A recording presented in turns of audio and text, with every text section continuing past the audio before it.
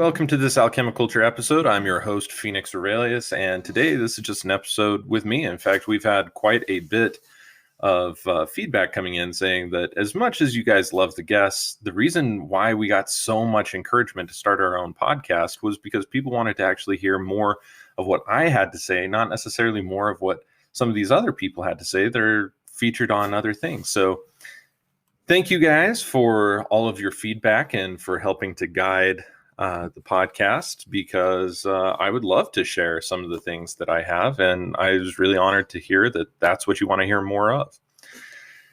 So today I wanted to dive in a little bit more to alchemy, alchemical theory, and alchemical history too, because this is something that not a lot of people really understand. One of the best sources, by the way, literature sources of the modern age that you could read to get your feet wet with some of the stuff that we're going to talk about today is Dennis William Hauck's Complete Idiot's Guide to Alchemy. In that book, it's very good. It's very well written. He's a very thorough and entertaining author. So he has a good amount of information about the history of alchemy in there. And I think that that's really important to understand the history. Otherwise, we can't really give a very strong context to the alchemical practices that we have today. So even though there are other forms of alchemy that have been practiced all over the world, namely of the Taoist tradition, or sometimes called today the Chinese tradition, and also the Vedic tradition, where they perform what's known as Rasa Shastra and the making of bhasmas and other different types of medicines, we don't have as much surviving material, I guess we could say, about those traditions in Western culture, to the point where I feel comfortable doing much more than a basic mention of those.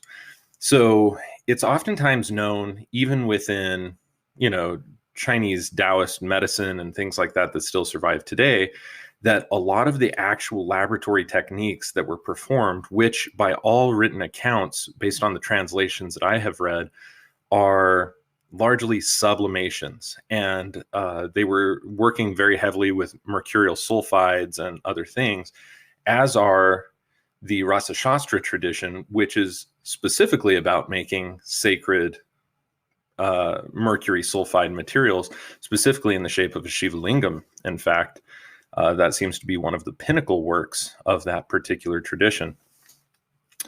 Now, there are other different works, of course, especially within the Taoist work, but what the Philosopher's Stone is to the Western tradition, which primarily centers on the red stone, or the creation of stone from gold.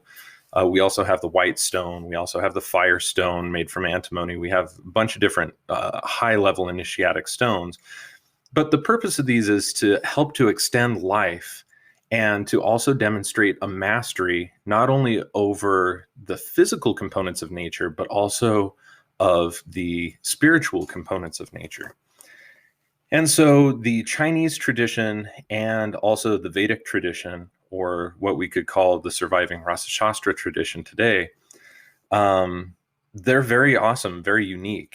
And they do share similarities, many similarities, in fact, with the laboratory processes of the Western alchemists, but they don't seem to necessarily share the same inspiration or the same source or the exact same laboratory practices. So where we can derive in the West, our alchemical tradition, really the farthest back that we can go is Egypt. Now, I think that it goes without saying that the Egyptians could have had the inspiration to have just created the alchemical tradition in their own time, or it could have been something that was passed down to them as well from even more ancient cultures. If so, we don't have a lot of writings about that, so that would be speculative. There are people who speculate on that. It seems probable that it wouldn't have just started with one particular culture, but would have been passed on through multiple different cultures in that valley, in very different areas, and spread out through lots of different cultures that ultimately culminated in the empires of ancient Egypt. Now, that being said, in Egyptian times, the alchemy that was practiced was largely part of the priest class. And the reason why that was so was because so many of the materials that were made had religious significance. They had spiritual significance to them. The ability to see chemical reactions would have been looked at kind of as a form of magic, and they kind of went hand in hand. Now, even though there is some surviving literature, to the best of my knowledge, concerning some of these Egyptian practices, which Dennis William Houck has definitely pointed out and has taken some interest in, and Robert Allen Bartlett has taken a lot of interest in that particular tradition, both in the magical practices as well as the alchemical practices.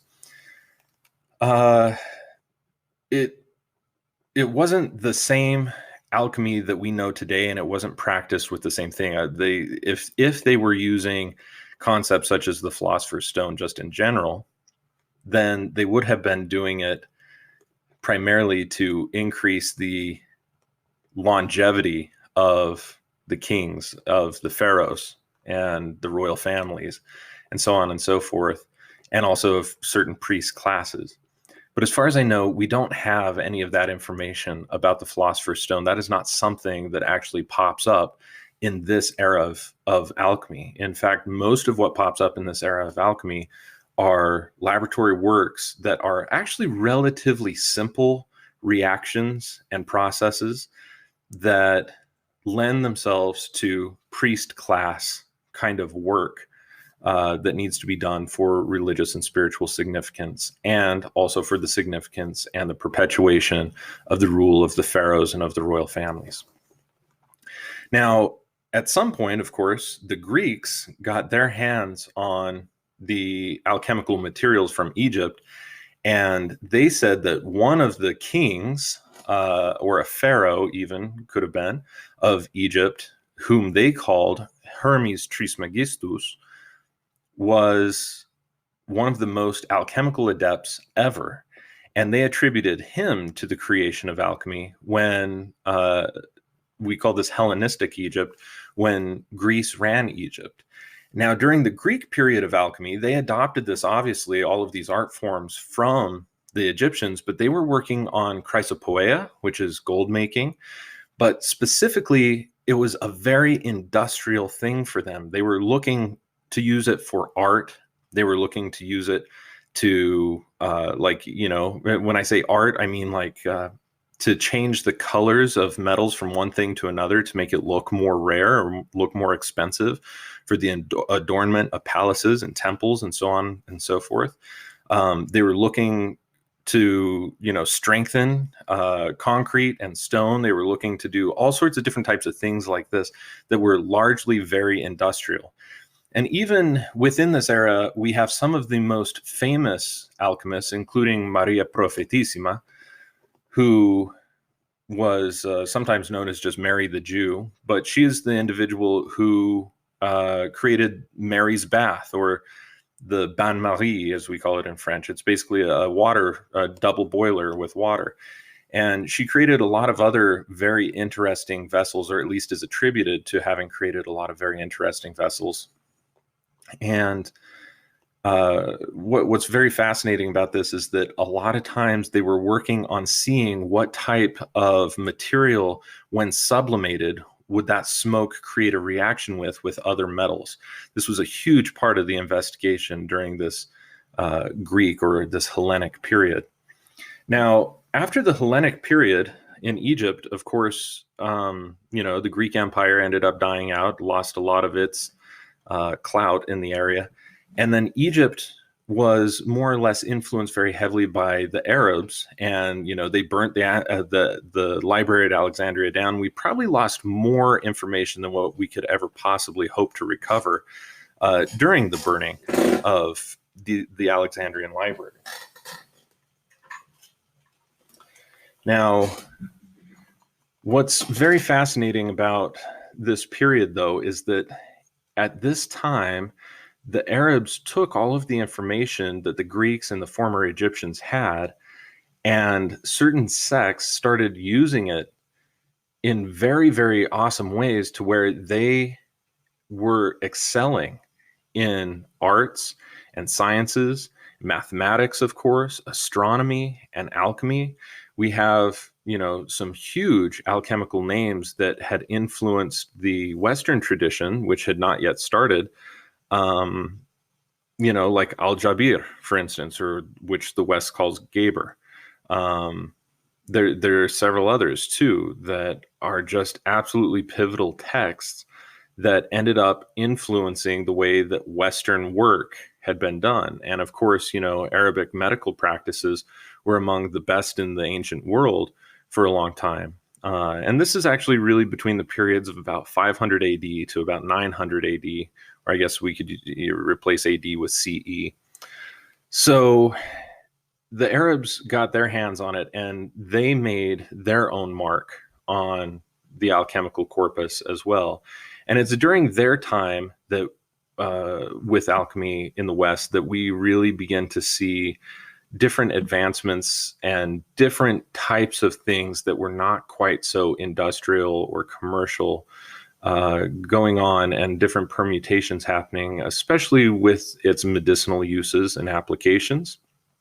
And this is kind of where alchemy begins to start to see a really major change. So already we've had the Egyptians, we've had the Greeks, and now the Arabs. And realistically, alchemy doesn't have a core religion attached to it. It doesn't have even necessarily a core spirituality attached to it.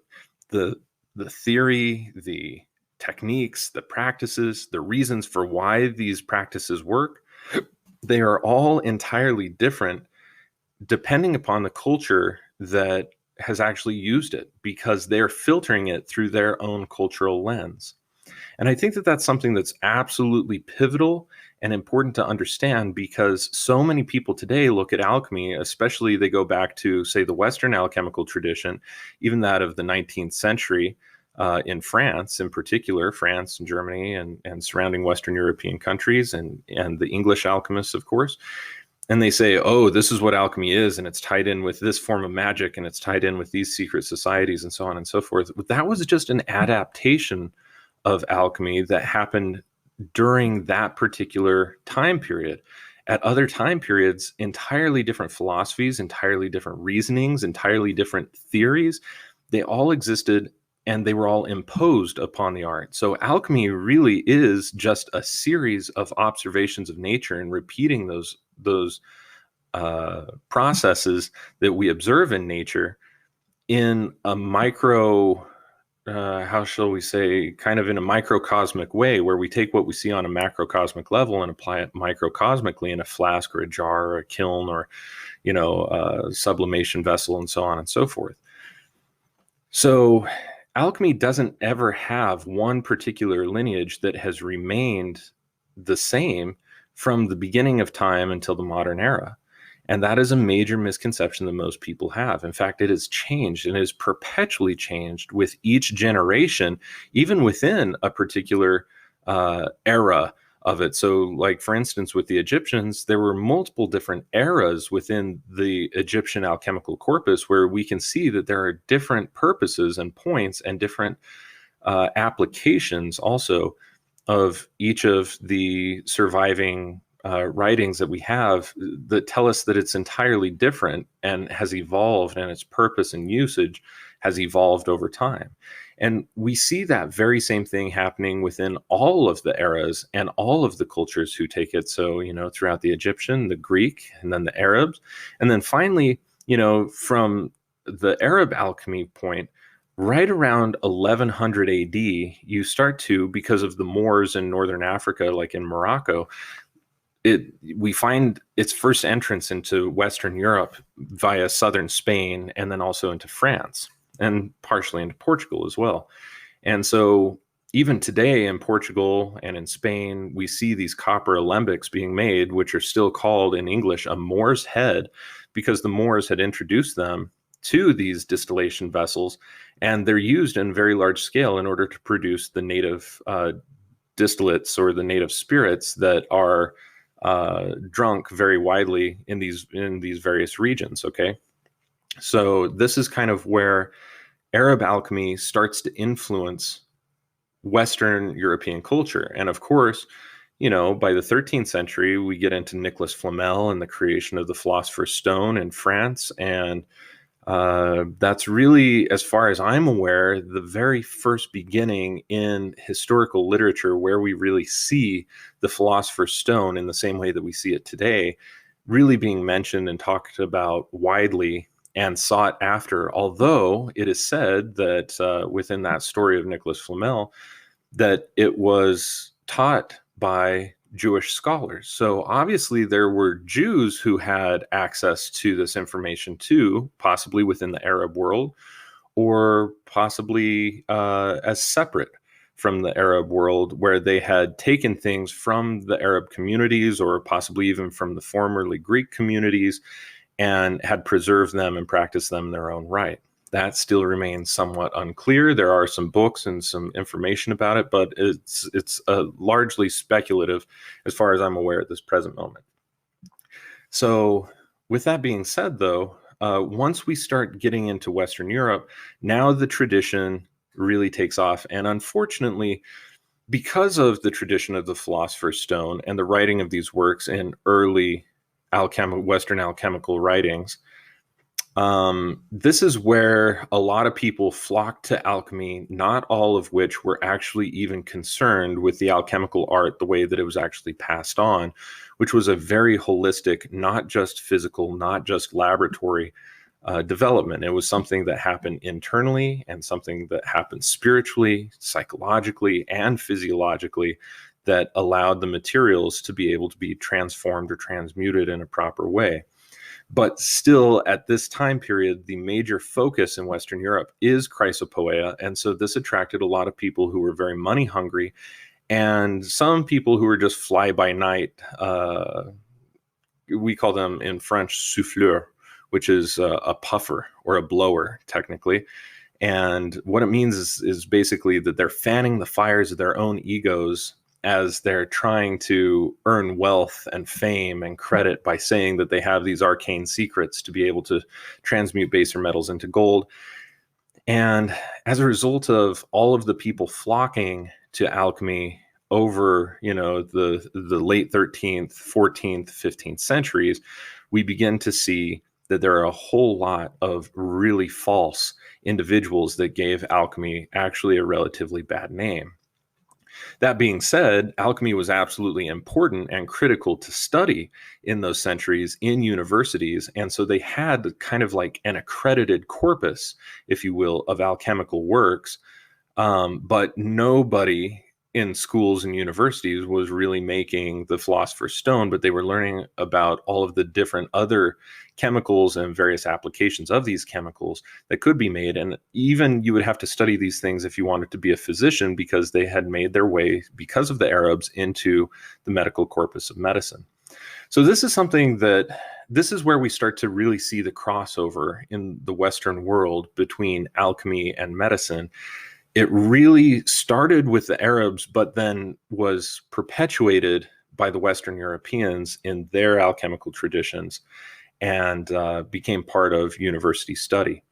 So that by the time that Paracelsus was born in the mid 1400s, I guess it was kind of more like late 1400s where he was born, it was just a very commonplace thing to study. But not everything was being used alchemically. And at this time, because of Jabir, there was only a sulfur mercury theory. The concept of salt was actually invented by and introduced to alchemy by Paracelsus. But Jabir was the first one who introduced the sulfur mercury theory of alchemy. And so in that way, Paracelsus had kind of stood on the shoulders of Jabir and others who had followed in that tradition. So alchemy was changing very greatly and very rapidly in a lot of different ways in its applications, in the common application and the hearsay kind of aspects of it in the educated academic circles within Europe and so on and so forth. There were a lot of different diverse amounts of people who were using it and claiming to hold knowledge of it. And none of them necessarily laid claim to any one particular right way or wrong way of doing it. It's just that Many people were fake and claiming that they knew about alchemy when they really didn't, or knew the very basest different types of chemical reactions that could fool people or earn them a quick buck before they moved from town to town, making a very dishonest living off of it. And those who were actually pursuing it for more academic purposes, and those who had to have at least a base understanding of it academically and pharmaceutically for the compounding of certain substances and medicines.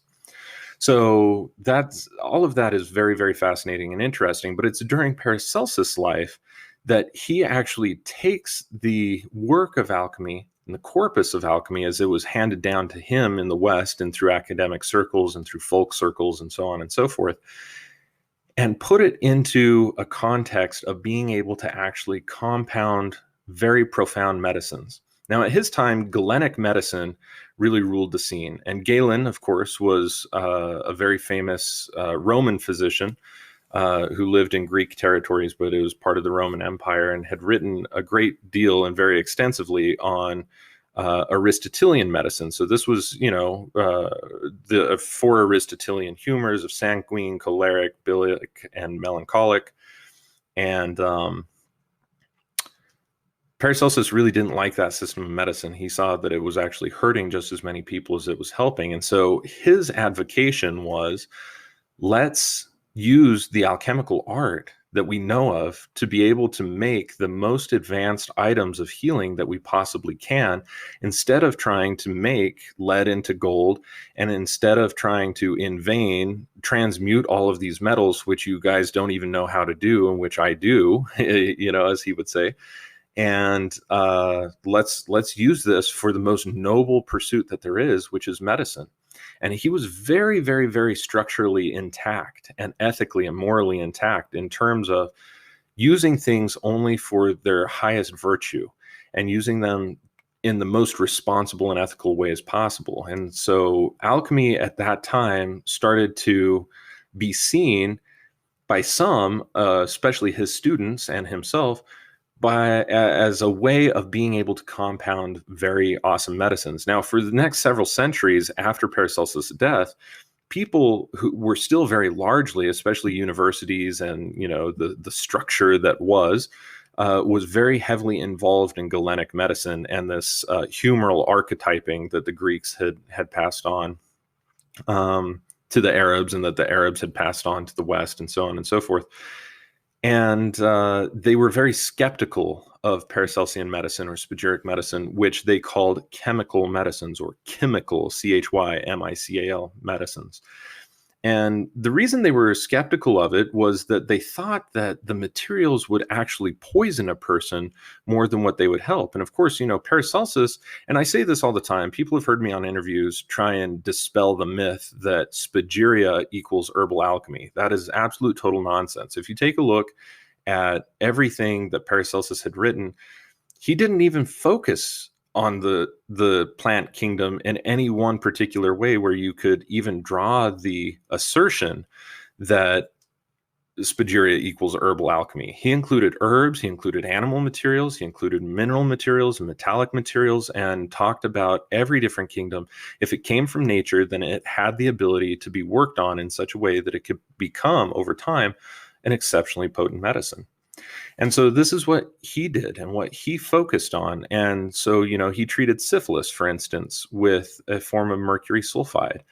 And when people would say, oh, you can't do that, mercury is dangerous and it's going to kill people, and they were so skeptical of it, he, in all of his wisdom, actually ended up saying, instead of debating them, it's the dose rather than the material itself that determines whether something is a poison or whether it's a medicine. And this is still absolutely key and critical today.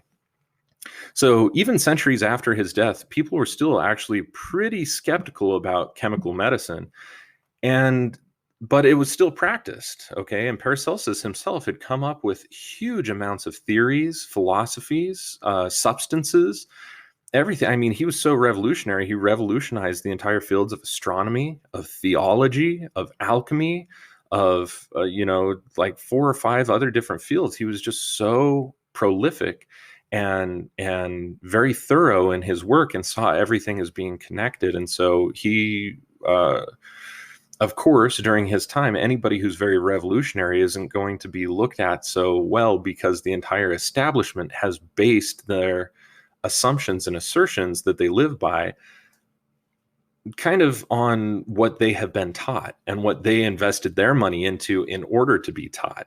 And we see that very same thing today. Okay, this isn't anything new. If you study history, you see that all of these cycles are just recurring. So the same types of medical misinformation, just with a different system, that Paracelsus was dealing with in his day, is the exact same type of thing that we're seeing in our day. We're seeing this elite caste, basically, of medical practitioners who are so high and unquestionable, and they have bought into their system and have all of this money and the backing of governments and other things behind them, that they are infallible in their own opinion, and in the opinion of many who don't really know anything but blindly want to trust in the systems that exist. And today we see that exact same pattern happening. This is why it's actually so critically important to understand why Spagyria offered a way out of that system and how it can also offer a way out of our current system as well. But people have to understand this history. They have to get a hold of this and understand the context of it in order to understand how we have arrived at the alchemical tradition today, and also what permutations it has taken and how we need to be able to adapt it to our cultural needs and circumstances, just like every other culture has done, in order to make it something that will actually work for us. So I've been talking here for a little over 25 minutes now. Let's go ahead and take a break. When we come back, I will finish with some of the Western history of alchemy, and we'll bring it all up into the present day. Stay tuned.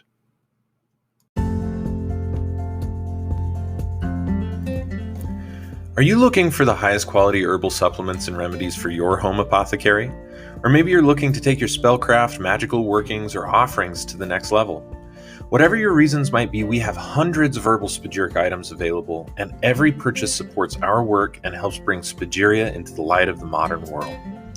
Here at the Phoenix Aurelius Research Academy, we produce dozens and dozens of items of spagyric pharmacopoeia each year, even though we only need a few samples for our research purposes. So the remaining quantities are available to the public in our online spagyric apothecary.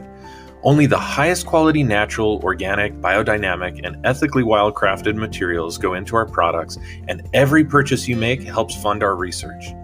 As an Alchemi-Culture podcast listener, you can get your hands on our professionally crafted small batch spagyric products for 15% off using coupon code LISTEN15. So go ahead and browse our enormous selection of products and get yourself something new, or pick up one of your favorite products today. Visit phoenixaurelius.org/apothecary and enter coupon code LISTEN15 to take 15% off your entire order. And thanks in advance for supporting our research.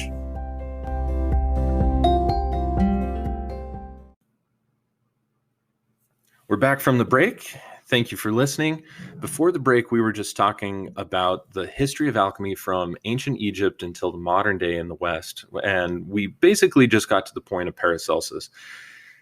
And now in Paracelsus, I had mentioned, as we were talking about him, I had mentioned that some of his work was viewed very skeptically by the medical community for many years. But chemists, or what were called at that time chymists, CHYMIST, they were trying to break away a little bit from the precepts of alchemy starting in about the 1700s. Now, Paracelsus died in the 1540s, okay? I think it was like 1542 to 1545, somewhere in that range where he died.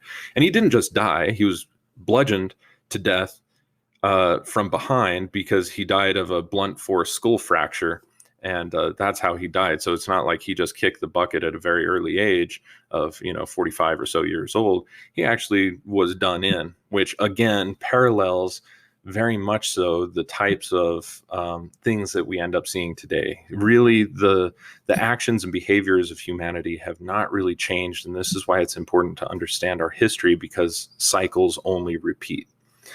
So with this, the scientific revolution had started to take place, and the scientific methodology had started to take place. And of course, Paracelsus and, the Arabs and everybody before Paracelsus and everybody before the 1700s, mid 1700s, was really before this scientific revolution that was starting to take hold. But we start to see in the 17th century in particular, we start to see different people writing about Paracelsian chemical theory and philosophy, and saying that they're very skeptical of even the terms and the terminology, and that there could only be four elements and three prima materias are called, the three first things of sulfur, mercury, and salt, and that there surely are many, many other different types of matter that are created, and that we can use better terminology to help understand and discuss these things. And so you get people like Baptist von Helmont, for instance, Johann Baptist von Helmont. You get all of these different types of authors. Really, I think it was von Helmont who wrote A Skeptical Chemist, where he basically said, like, here's what I don't necessarily agree about with Paracelsus on some of these Paracelsian philosophies. And then you get other people coming along who are discovering new different types of the element of air, for instance, like Lavoisier finding oxygen. You find people who are discovering new different types of salts. And instead of just using basic terminology like, oh, this is the salt of gold, or this is the salt of salt, or the salt of sulfur of this particular substance, or this is this, or this is that, they're starting to realize that each of these have very distinct differences. And in order to avoid confusion, we have to begin to talk about them and understand their natures. And this was really the birth of chemistry as it exists today, because these chemists were really starting to separate from the alchemical tradition, especially with the scientific revolution, and simultaneously, sociologically and culturally, separating from the importance of the church and of dogma that had been kind of more or less shoved down their throat from the point of the Dark Ages up until that time period. And so the spiritual and even the psychological aspects that were accompanied with alchemical practices started to not be seen as so important. Like, for instance, Paracelsus used the scriptures, the Christian scriptures, as reasons and inspiration for why he felt that things were working by way of laboratory work. So he would perform laboratory work. And, let's just talk about the Philosopher's Stone.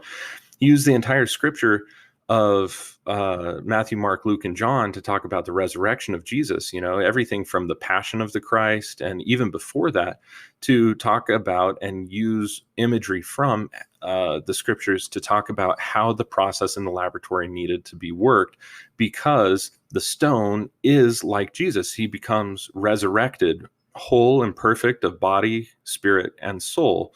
And that's essentially what the Philosopher's Stone was an incorruptible form of body, spirit, and soul that, like Jesus, was able to inspire the transformation of other things that it was surrounded by, so that you could take a small bit of the stone, submit it into lesser or baser gold, or the corollary to that in sociology would be base people, and that it would inspire incorruptibility in them as well, just like the baser metals would be turned incorruptible as gold.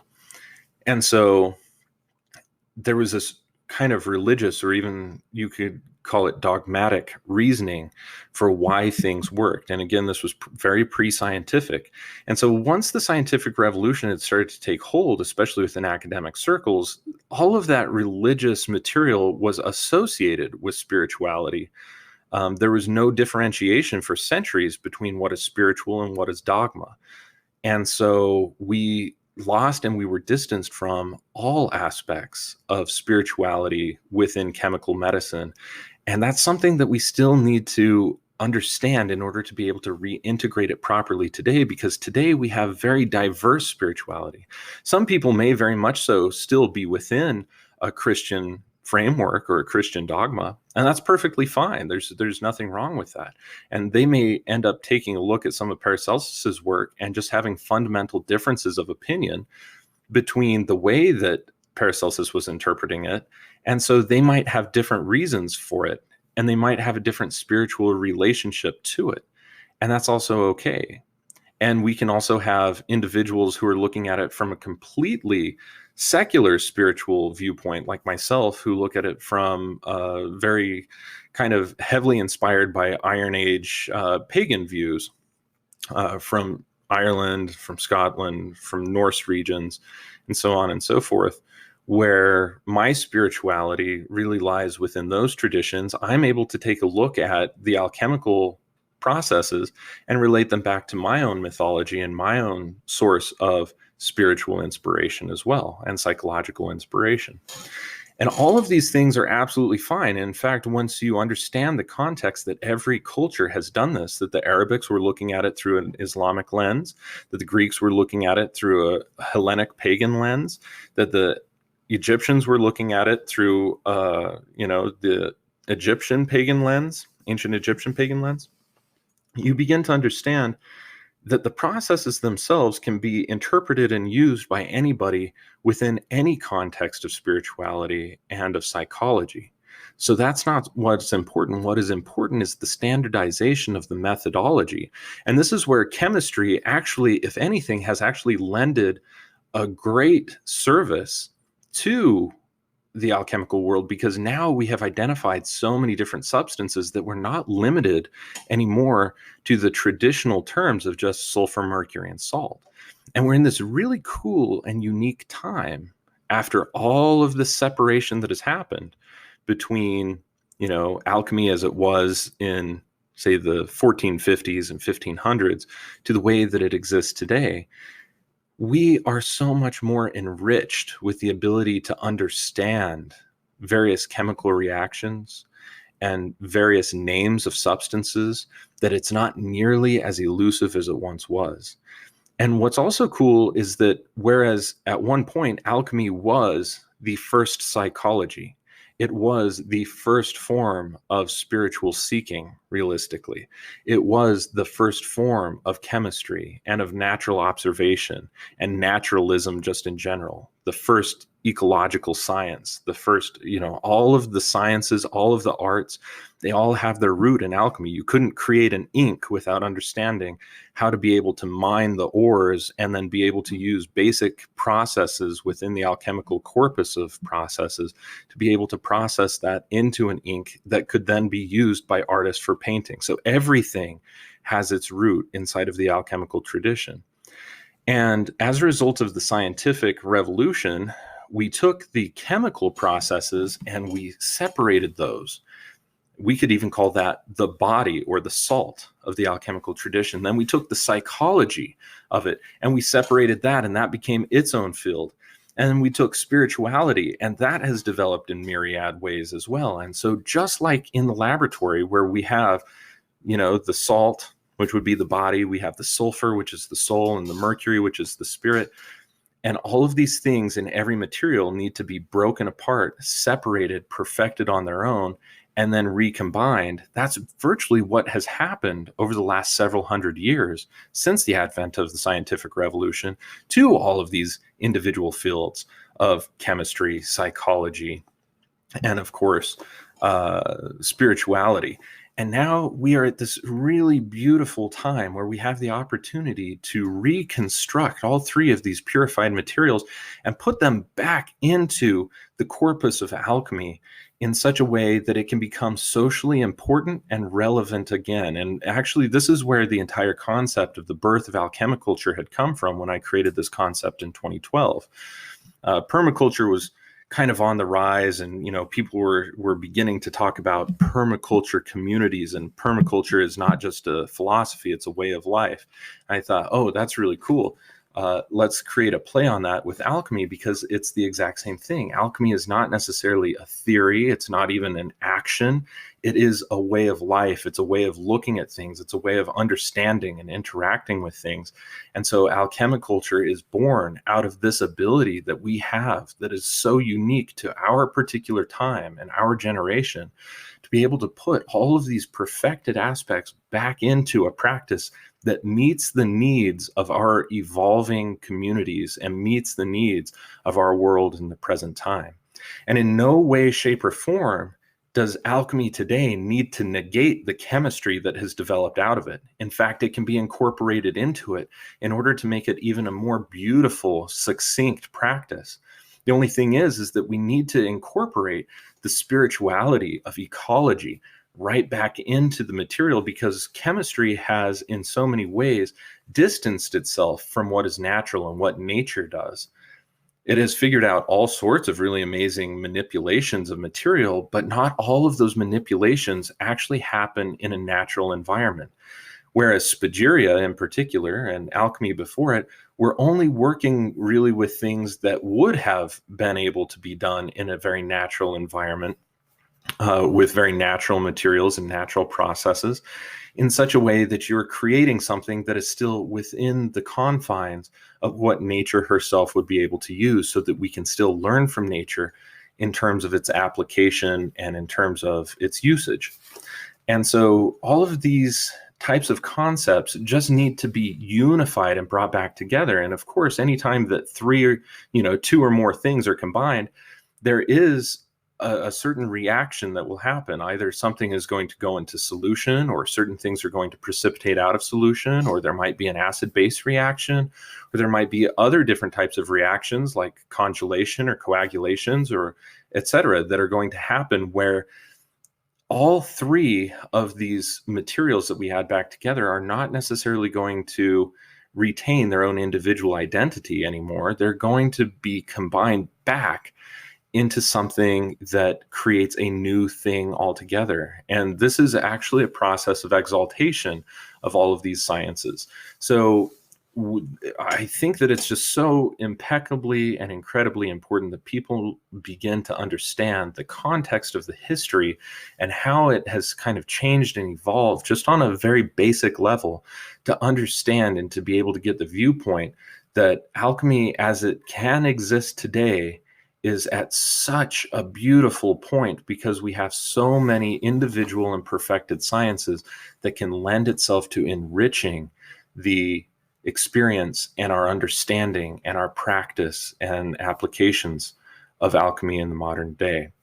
And I, like my predecessor Paracelsus, completely advocate that we should not be focusing on how to create gold. Okay, gold will not fill you up. It's not going to feed you.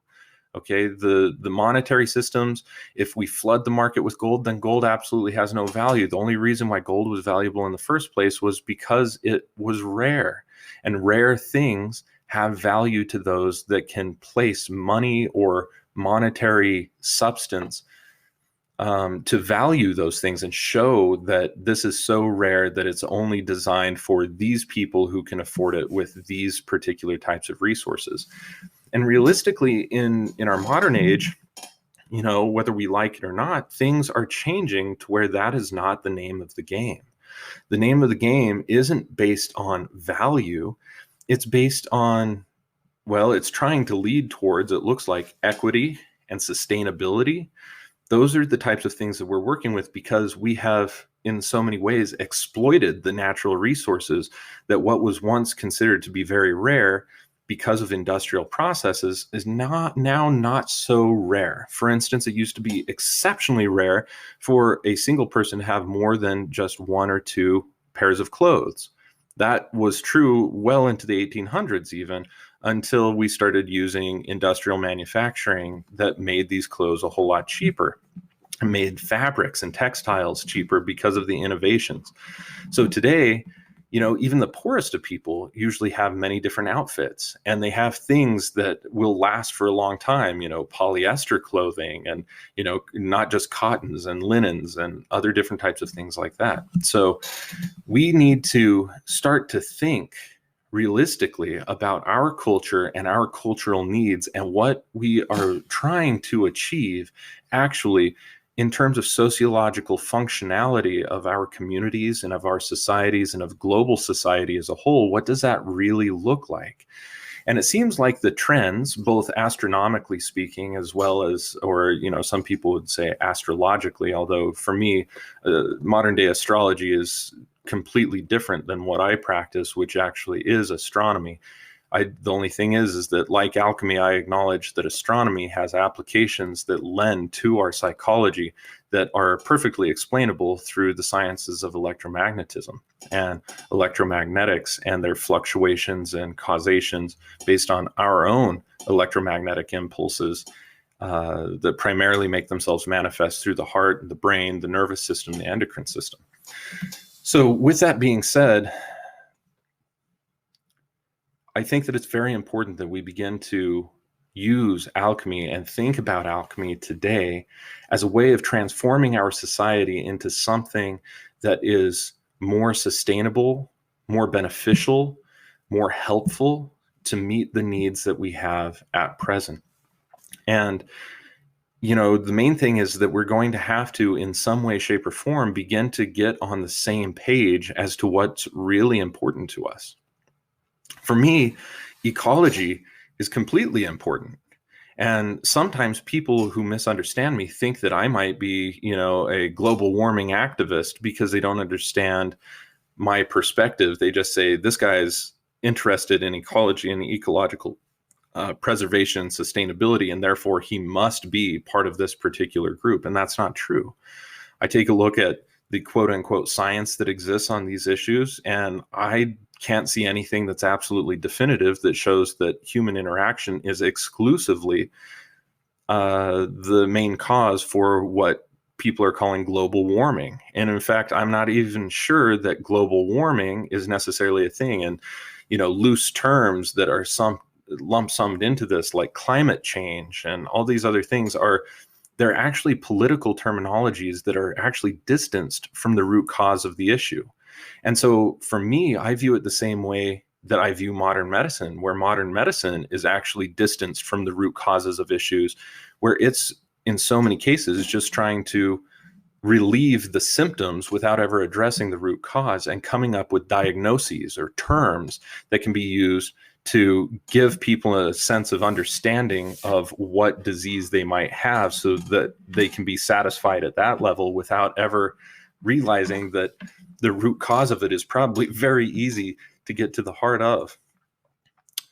And I think that we need to take a look very strongly at our ecological values as people, because at the end of the day, you have to eat clean food. You have to drink clean water. You have to breathe clean air.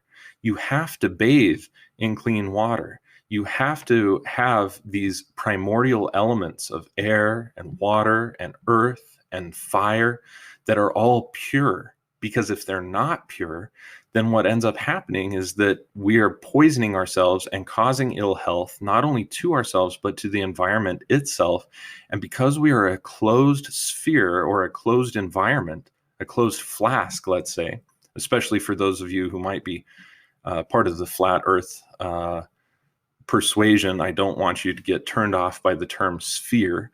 I just look at that because that's the way a flask works. And our earth, to me, seems to be like a large flask that is centrifuging around a heat source in the same way that I could replicate that in my lab. But despite our differences of theories or opinions in this particular regard, I don't want you to get turned off, because we still need to take a look at nature as the source of where we come from and where we return to, and where our food comes from and where it returns to, and to be able to create closed loop systems that are absolutely critical and important for us to understand intrinsically so that we can steward them perfectly. And along with that, we need to begin to develop governments and governmental systems that go along with this. We need to be able to create educational systems that don't confine people to belief systems or one particular way of looking at things, but can find common ground based on multiple different forms of observation that arrive at similar conclusions.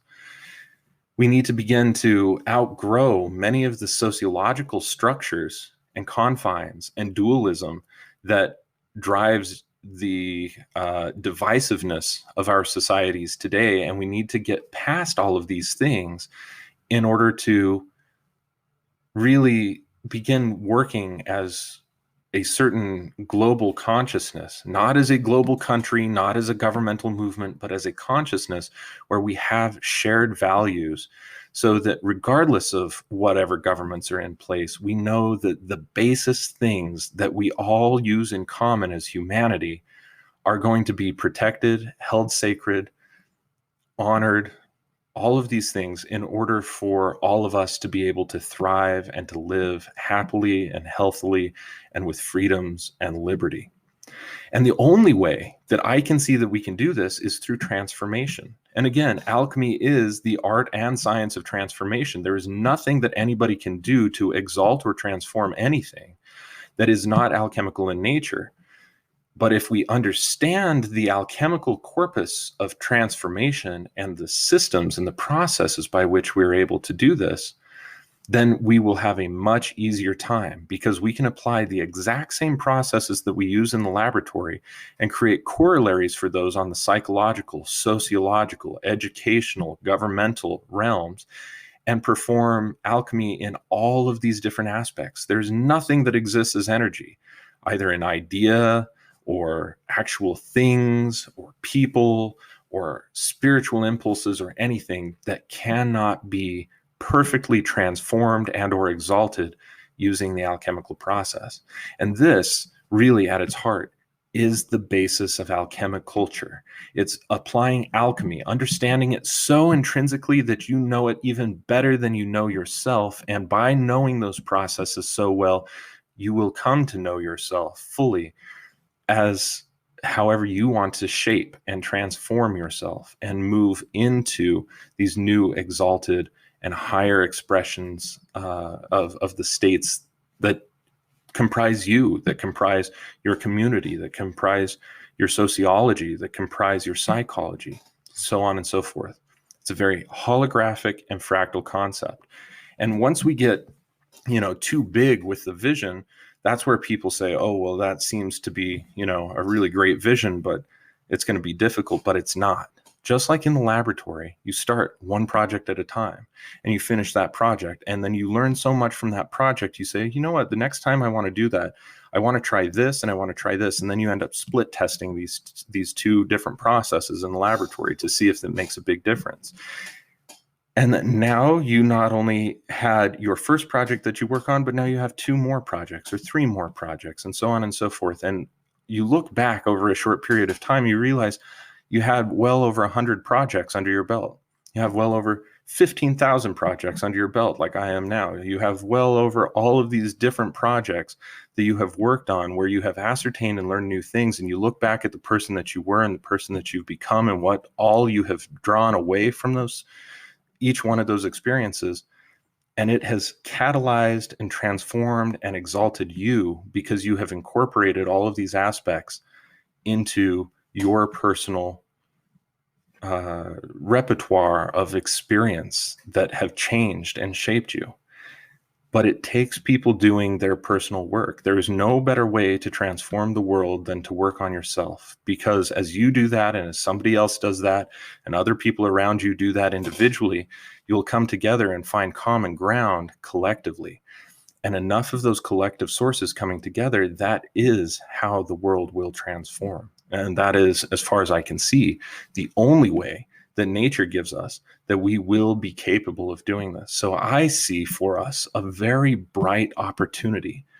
I see for us the ability to incorporate alchemy and alchemical wisdom into the modern age for our individual and sociological and global transformation to a world that is much happier, much healthier, and much more sustainable than that we have today. And it's my hope that I can use my knowledge and my words and feed the inspiration into the grid enough that people can draw collectively and individually from that to begin to inspire this type of transformation that I know is possible and that I see so clearly within my mind's eye. At any rate, I think I've talked enough This is about another 25 minutes, so we have almost an hour episode upon us. If you like this episode, be sure to like, subscribe, hit the bell notification if you're watching this on YouTube. If not, be sure to share it with your friends. Again, we offer all of these completely for free. So if there's anything that we offer by way of Spagyrics or even any of the affiliate links that we provide that really ring your fancy, we appreciate you guys supporting anything that you can to help us bring these and continue bringing episodes like this to the forefront. Thank you again so much for tuning into this Alchemi-Culture episode. I'm your host, Phoenix Aurelius, and until next time, many blessings to you all.